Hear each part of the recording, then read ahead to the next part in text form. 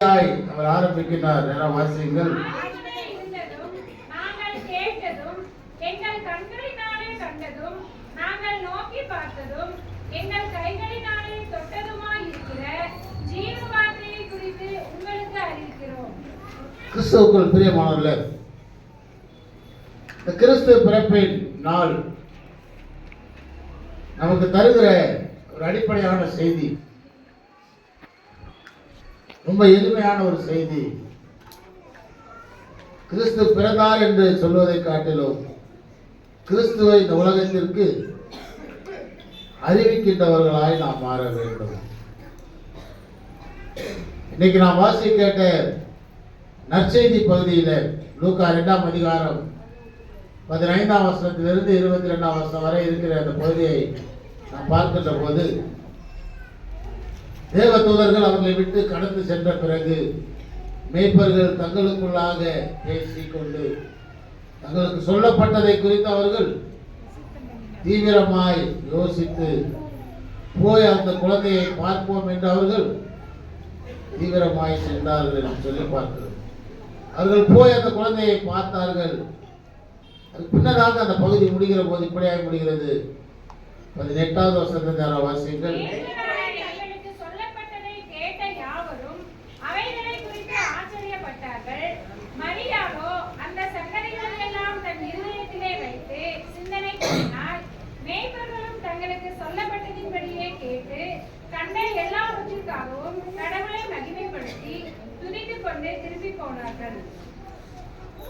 பார்க்கின்ற போது மேய்ப்பர்கள் போய் குழந்தையை பார்த்தார்கள். பிறகு குழந்தையை பார்த்துவிட்டு அவர்கள் மற்றவர்களுக்கு அதை அறிவித்தார்கள். அதை கேட்ட யாவரும் ஆச்சரியப்பட்டார்கள். கிறிஸ்துவுக்குள் பிரியமானவர்களே, கிறிஸ்து பிறப்பின் அடிப்படையான ஒரு செய்தி. கிறிஸ்துவை குறித்து நான் அறிவிக்கின்ற போது அதை கேட்கிறவர்கள் ஆச்சரியப்பட வேண்டும்.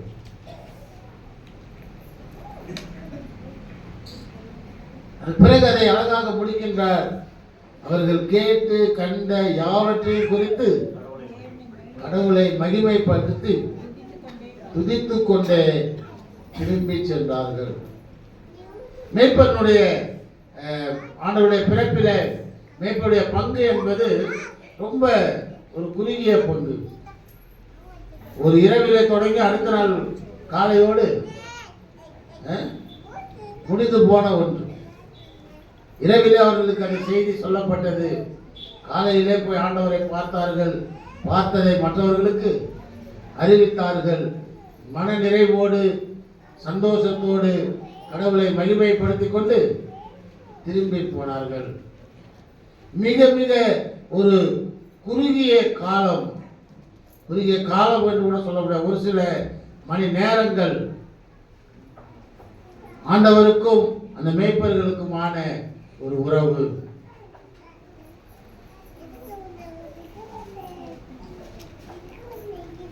அந்த சில மணி நேரங்களை அவர்கள் தங்களுக்கு ஆதாயப்படுத்திக் கொண்டார்கள், தங்களுக்கு பிரயோஜனப்படுத்திக் கொண்டார்கள், தங்களுக்கு சொன்ன வார்த்தைகளுக்கு கீழ்ப்படிந்தார்கள்,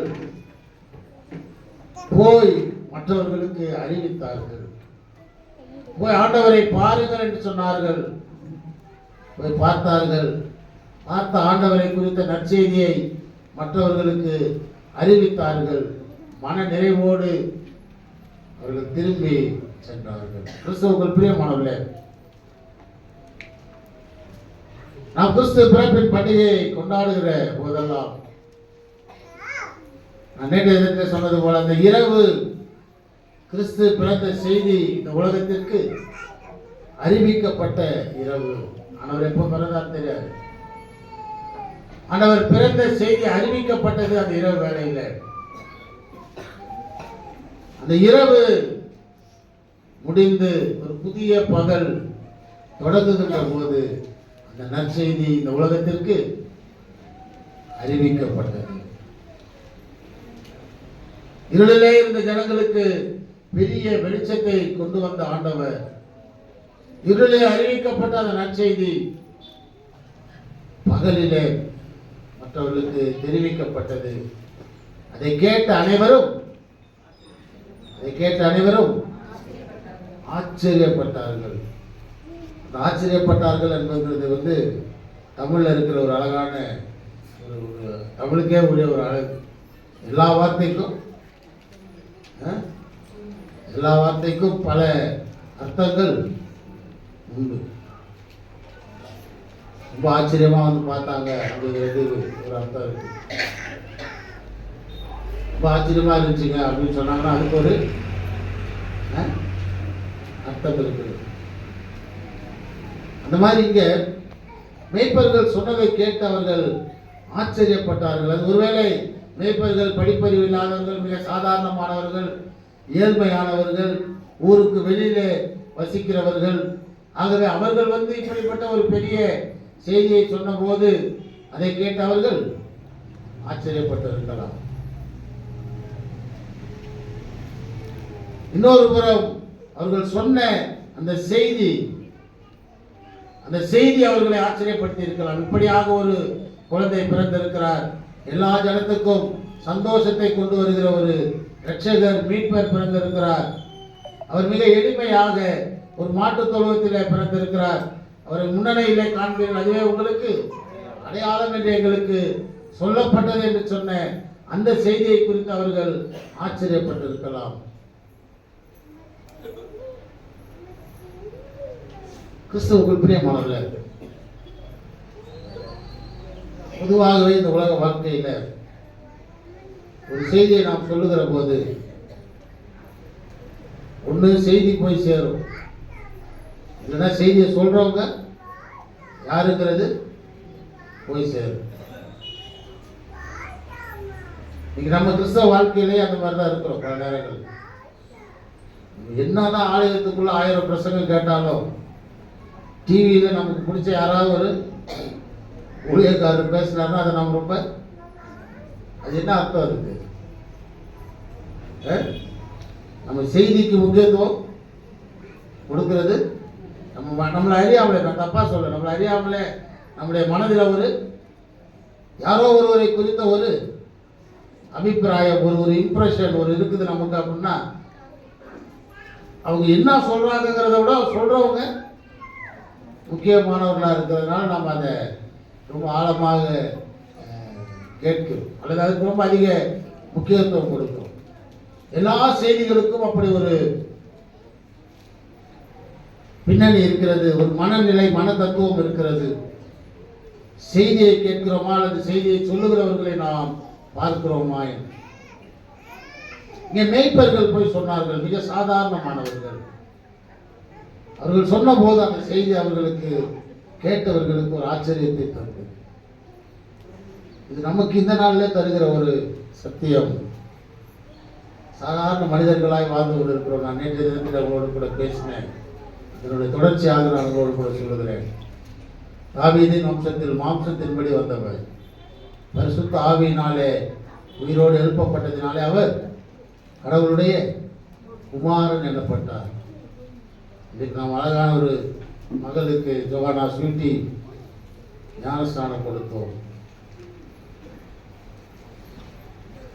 இந்த உலகத்தில் அவள் பிறக்கிற போது அவளுக்கு என்ன கிடையாது? என்ன கிடையாது? பேர் கிடையாது. ஒரு குழந்தை பிறந்திருக்கிறது, இன்னாருக்கு ஒரு குழந்தை பிறந்திருக்குதுன்னு தான் சொல்லுவோம்.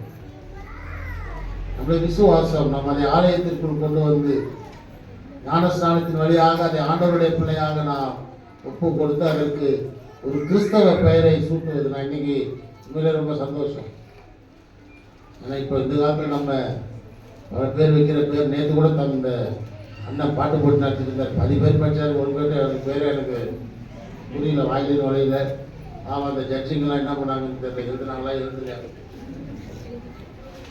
10 பேர் உண்மையில் எனக்கு புரியல. நம்ம இன்னைக்கு என்னென்னமோ பேர்லாம் வைக்கிறோம், நான் எழுத்து பார்த்து வைக்கிறோம், நேரம் பார்த்து வைக்கிறோம், என்னென்ன வைக்கிறோம். ஆனால் நம்ம வைக்கிற பெயர்கள் இவன் ஒரு கிறிஸ்தவன் என்பதை உலகத்திற்கு அடையாளப்படுத்த வேண்டும். இதுதான் பேர். நீங்க வச்ச பேர் ரொம்ப அழகான ஒரு பெயர், ஜொஹானா. ஜான்லேருந்து வர ஒரு பெயர், ஜொஹானா ஸ்வீட். அந்த திருமுழுக்கின் வழியாக ஒரு சாதாரண குழந்தையாய் இந்த உலகத்தில் பிறந்தவரை நாம் கடவுளுடைய பிள்ளையாக மாற்றுகின்றோம். அதனாலதான் நாம ஞான பெற்றோரிடத்துல கேள்வி கேட்கிறோம். இந்த பிள்ளை உலகத்தையும் பிசாசையும் அவனுடைய எல்லா செய்கைகளையும் விட்டுவிட அதற்கு உதவியாக இருக்கிறதா என்று சொல்லி பெற்றோரை பார்த்து நாம் கேட்கிறோம். ஆகவே மனிதர்களாக பிறந்த நாம் அனைவரும் கடவுளுடைய பிள்ளைகளாக மாற்றப்பட்டிருக்கிறோம் என்று சொல்லப்படுகிற போது நாம் எப்படி கடவுளுடைய பிள்ளைகளாக மாற்றப்பட்டிருக்கிறோம்? முதலாவது ஞானஸ்நானத்தின் வழியாக, இரண்டாவது கடவுளுடைய வார்த்தைகளுக்கு நாம் செவி கொடுக்கிறவர்களாக இருப்பதனாலே. மேய்ப்பர்கள் மிக சாதாரணமானவர்கள். அவர்கள் எப்படி கடவுளை அறிவிக்கிறவர்களாக மாறினார்கள் என்று சொன்னால், அவர்களுக்கு அந்த நற்செய்தி சொல்லப்பட்டது. அவர்களுக்கு சொல்லப்பட்ட அந்த செய்தியை அவர்கள் கொண்டு போய் மற்றொரு இடத்திலே சேர்த்தார்கள். ஆகவேதான் அவர்கள் திரும்புகிற போது அவர்கள் எப்படியாய் திரும்பினார்கள் என்று சொல்லி அந்த வசனம் சொல்லுகிறது. அவர்கள் தாங்கள் கண்டதையும் தாங்கள் கேட்டதையும் தாங்கள் பார்த்ததையும், ரொம்ப அழகான ஒரு காரியம் அது. தாங்கள் கண்டதையும் தாங்கள் கேட்டதையும் தாங்கள் பார்த்ததையும் குறித்து கடவுளை மகிமைப்படுத்திக் கொண்டு துதித்துக் கொண்டு திரும்பினார்கள். கிறிஸ்துவுக்குள் பிரியமானவர்களே, இன்னைக்கு நீங்களும் நானும் இந்த கிறிஸ்துமஸ் ஒரு நாள் மாத்திரமல்ல, நாம் வருடம் முழுவதுமாக ஆண்டவருடைய வார்த்தைகளை கேட்டுக் கொண்டிருக்கின்றோம். ஆண்டவருடைய நற்செய்தி நமக்கு சொல்லப்பட்டு கொண்டே இருக்கிறது. அதை நாம் எவ்வளவாய் வெளியிலே கொண்டு போகிறோம், அது எவ்வளவாய் நாம் மற்றவர்களுக்கு சொல்லுகின்றோம். நாம் போய் மற்றவர்களிடத்திலே சொல்லுகிற போது மற்றவர்கள் ஆச்சரியப்பட வேண்டும். நாம் சொல்லுகிற செய்தியை குறித்து, ஆண்டவரை குறித்து, இயேசுவை குறித்து மற்றவர்கள் ஆச்சரியப்பட வேண்டும்.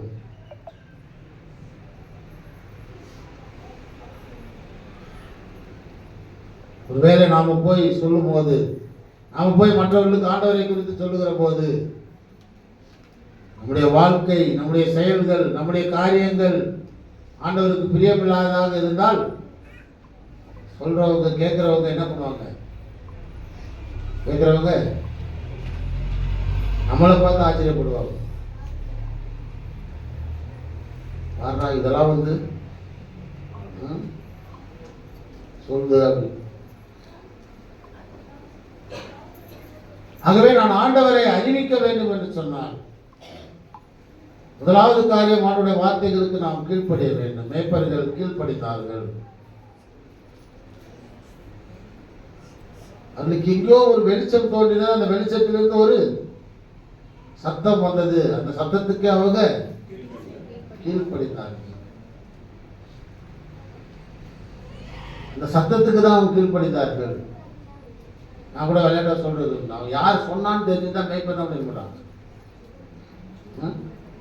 ஒருவேளை கீழ்ப்படிஞ்சிருக்க மாட்டாங்களோ. இன்னைக்கு நமக்கு இருக்கிற ஒரு பிரச்சனை, நம் ஆண்டவருடைய வார்த்தைகளுக்கு கீழ்ப்படிய வேண்டும்.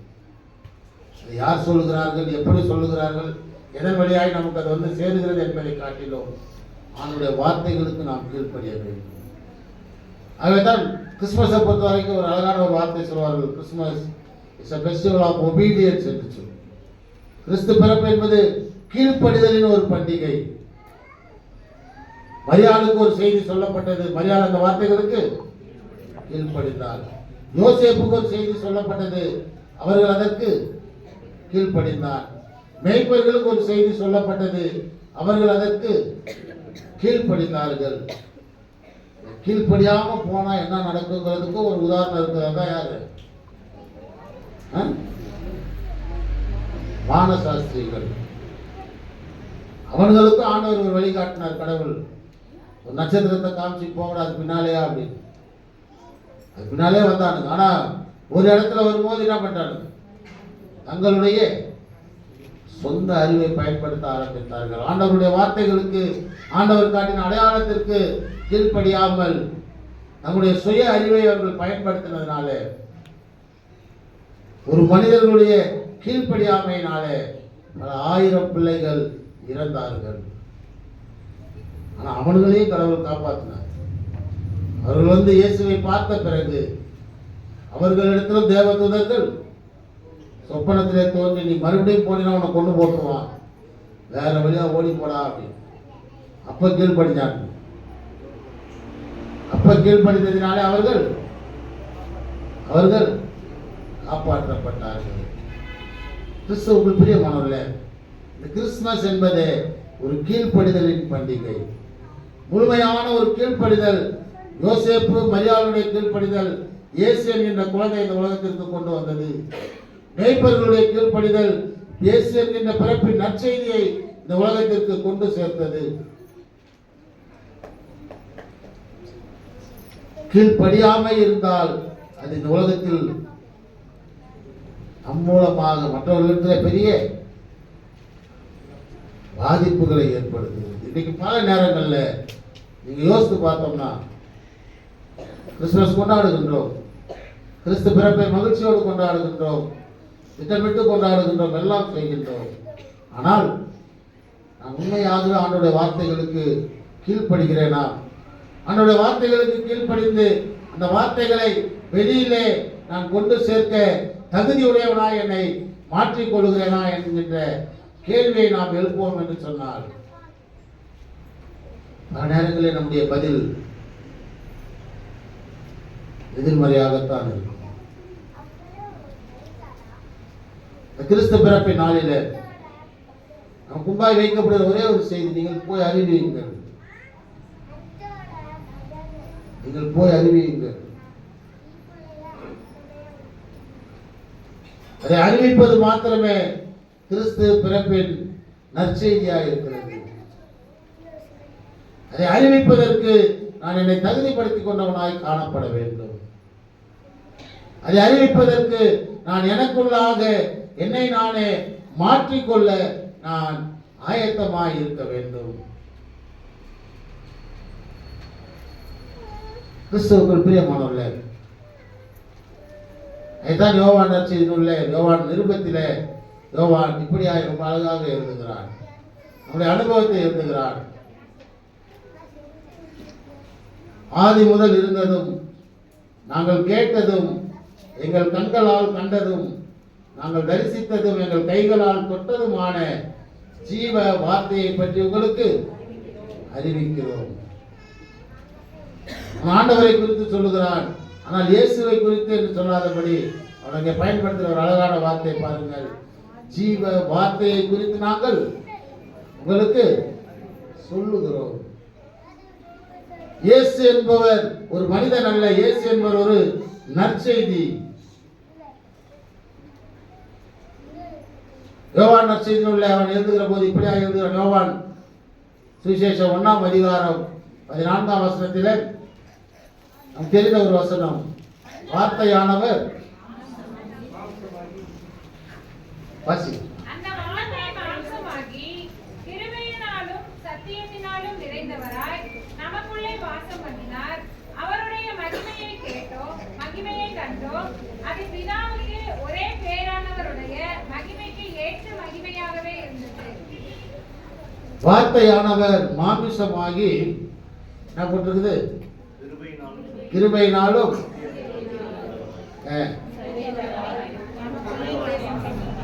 நமக்குள்ளே வாசம் பண்ணினார். கிறிஸ்துவுக்குள் பிரியமானவர்களே, அவனுடைய வார்த்தை நமக்குள்ளே வாசமாய் இருக்க வேண்டும், நமக்குள்ளே தங்கி இருக்க வேண்டும்.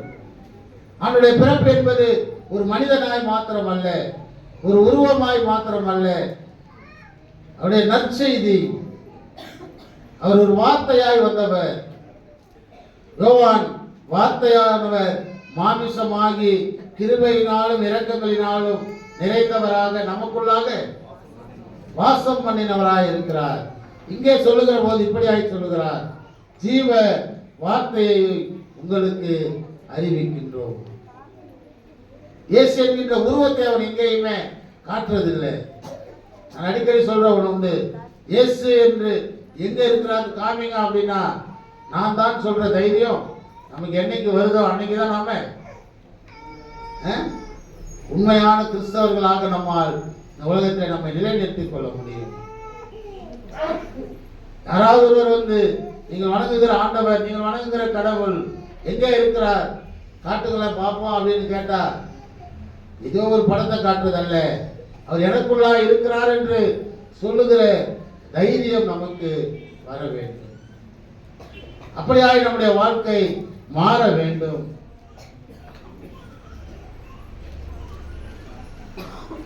கிறிஸ்துவுக்குள் பிரியமானவர்களே, ஆண்டவர் பிறந்தவர், அவரை அறிவிக்க நாம் அழைக்கப்பட்டிருக்கின்றோம்.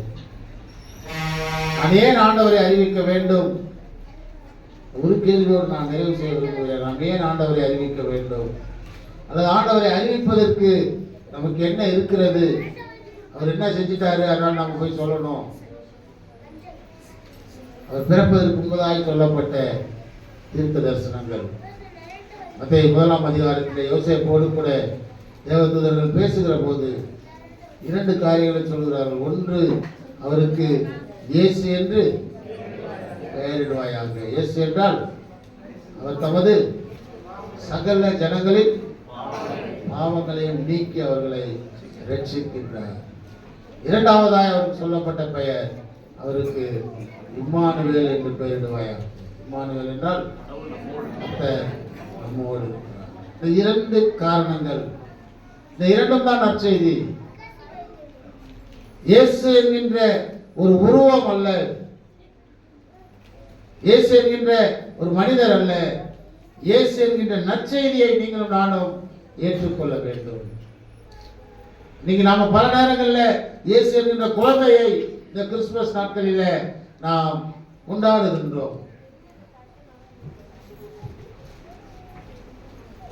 இயேசு என்கின்ற ஒரு குழந்தை, நான் டிசம்பர் மாதம் முழுவதும் 1ஆம் தேதியிலிருந்து 23ஆம் தேதி வரைக்கும் நான் ஒரு 15-20 பள்ளிக்கூடங்களில் இந்த கிறிஸ்துமஸ் நிகழ்வுகள் எல்லாம் கலந்து கொள்கிற போது, ஒவ்வொரு ஊரில் ஒவ்வொரு ஸ்கூலில் பார்த்தீங்கன்னா பிளாஸ்டிக் பொம்மை எடுத்து ஒன்று வைக்கிறாங்க. ஏதோ ஒரு பள்ளிக்கூடம் நினைக்கிறேன், எந்த பள்ளிக்கூடம் ஞாபகம் இல்லை, உண்மையாக ஒரு சின்ன குழந்தைய தூக்கிட்டு வந்தாங்க. காரணம், அந்த இயேசுவை நான் அடையாளப்படுத்த வேண்டும், இயேசு என்கின்ற ஒரு உருவத்தை. ஆனால் திருமலை நமக்கு தருகிற செய்தி, யோவான் நமக்கு ரொம்ப அழகாக சொல்லுகிறார். அவர் வார்த்தையானவர் மாம்சமானார், ஆனால் அவர் கிருபையும் இரக்கமும் உள்ளவராய் நமக்குள்ளே வாசம் பண்ணுகிறவராய் இருக்கிறார்.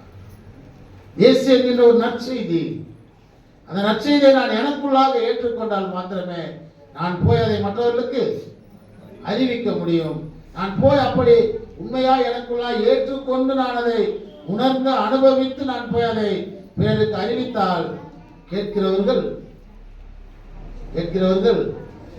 ஆச்சரியப்படுவார். கிறிஸ்துவுக்குள் பிரியமானவர்களே, இந்த வருடத்தின் இந்த பிறப்பின் நாளிலேயும் அந்த ஆலயத்தில் வந்து அமர்ந்திருக்கிற நீங்களும் நான் அந்த ஒரு குழந்தையாக, ஒரு உருவமாக, ஒரு சரீரமாக அல்ல, ஒரு நற்செய்தியாய் வந்தவர். வார்த்தையானவர் வார்த்தையினால் மாம்சமாகி அவர் வார்த்தையாய் நமக்குள்ளே தங்கி இருக்கிறவர். அந்த வார்த்தைகளுக்கு நான் கீழ்ப்படுகிற போதுதான் அந்த நற்செய்தியை நான் எனக்கு சொந்தமாக்கிக் கொள்ள முடியும்.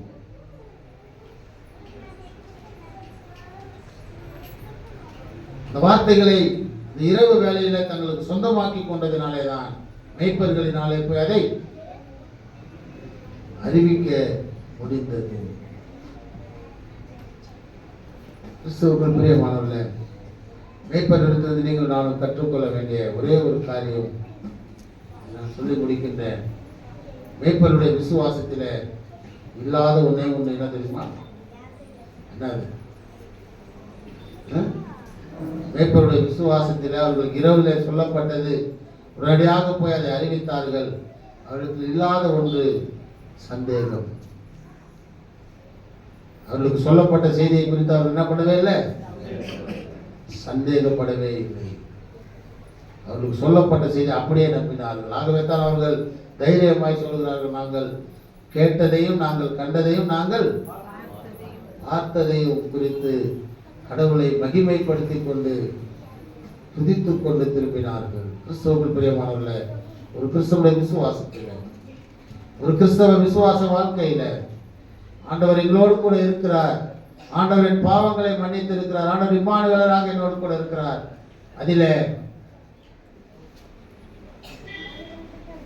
சந்தேகம் இருக்கும் என்று சொன்னார். அந்த விசுவாசம் பிரயோஜனம் இல்லாமல் போகும். அங்கே சந்தேகம் வந்துவிட்டது என்று சொன்னால் அங்கே கீழ்ப்படிய முடியாமல் போய்விடும்.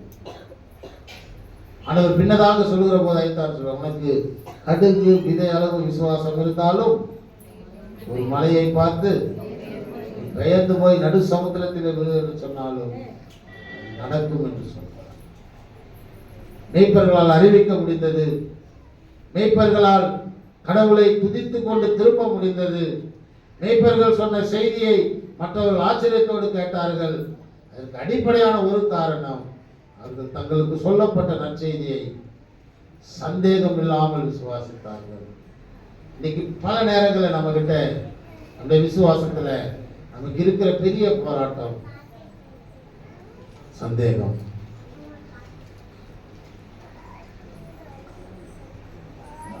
ஏன்னா நம்ம ஏதாவது ஒன்று கேட்டோம்னா உடனே நடக்கணும். இன்னைக்கு ஜெபம் பண்ணா நாளைக்கு முடிஞ்சிடணும். திருமறையின் வார்த்தைகளை நீங்கள் ஆழமாக வாசிக்கின்ற போது எல்லாவற்றுக்கும் திருமறையில விடை இருக்கிறது. கர்த்தர் சகலத்தையும் அதன் காலத்தில் நேர்த்தியாய் செய்கிறவர். நீங்கள் வேண்டிக் கொள்வதற்கு முன்பதாக உங்களுக்கு என்னது தேவை என்பதை அறிந்திருக்கிறார். அதை அந்த விசுவாசத்தை தான் ஆண்டவர் எதிர்பார்க்கின்றார். வாழ்க்கையை நாம் எந்த சூழ்நிலை கடந்து வந்தாலும் சந்தேகம் இல்லாத விசுவாசம் மாத்திரமே ஆண்டவருடைய நற்செய்தியை அறிவிக்க முடியும். மேய்ப்பர்கள் சந்தேகம் இல்லாமல் அதை ஏற்றுக்கொண்டார்கள். அதை ஏற்றுக்கொண்டதினாலே அவர்கள் அறிவித்தார்கள். இந்த முழு உலகத்தினுடைய முதல் நற்செய்தியாளர்கள் மேய்ப்பர்கள். அவர்கள் சொன்ன போது அதை கேட்டவர்கள் ஆச்சரியப்பட்டார்கள். நீங்களும் நானும் கூட அவனுடைய வார்த்தைகளுக்கு கீழ்ப்படிந்து சந்தேகம் இல்லாத விசுவாசத்தோடு இந்த நற்செய்தியை அறிவிப்போம் என்று சொன்னால் இந்த உலகம் உங்களையும் என்னையும் பார்த்து ஆச்சரியப்படும். இந்த வருடத்தில் இந்த பிறப்பின் பண்டிகை ஒரு செய்தியாக சந்தேகம் இல்லாத விசுவாசத்தோடு நான் ஆண்டவரை அவனுடைய நற்செய்தியை ஏற்றுக்கொண்டு அதை அறிவிக்கின்ற போது இந்த உலகம் என்னை பார்த்து ஆச்சரியப்பட வேண்டும். இந்த உலகம் ஆண்டவருடைய நற்செய்தியை கேட்டு ஆச்சரியப்பட வேண்டும் என்கின்ற ஒரு உறுதியோடு, ஒரு சவாலோடு இந்த வருடத்தை, இந்த பண்டிகையை நாம் ஆசரிப்போம். இந்த ஒரு நாள் மாத்திரமல்ல, வாழ்நாள் எல்லாம் நாம் அவனுடைய நற்செய்தியை அறிவிக்கின்ற பிள்ளைகளாக சந்தேகம் இல்லாத விசுவாசத்தோடு ஆண்டவருக்கு நாம் நம்மை ஒப்பு கொடுக்கிற போது, அவனுடைய வார்த்தைகள் கீழ்ப்படுகிற போது நம்மை பார்த்து இந்த உலகம் ஆச்சரியப்படும். அப்படிப்பட்ட அடையாளங்களாக, சாட்சிகளாக ஆண்டவருக்கு என்று நீங்களும் நானும் எழுப்பி பிரகாசிக்க கர்த்தரின் பாலகனாய் பிறந்த ஆண்டவர் இம்மானுவேலராக நம்மோடு இருந்து நம்மை வழி நடத்தி காப்பாராக. ஆமென். ஜெபம் செய்வோம்.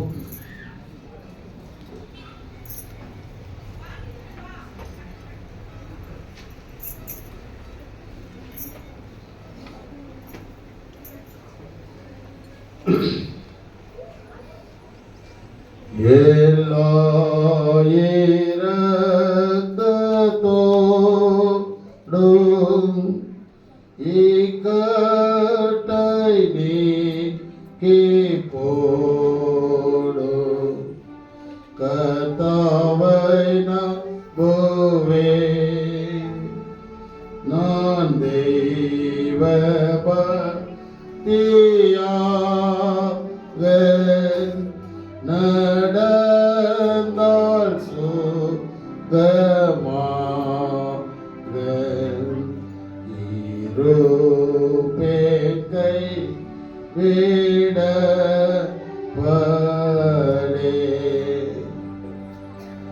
இதோ ஏனாத்துமாவே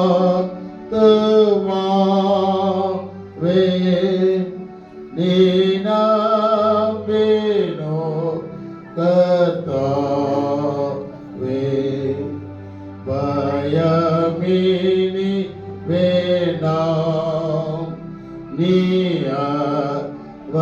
கை கொள்ளாக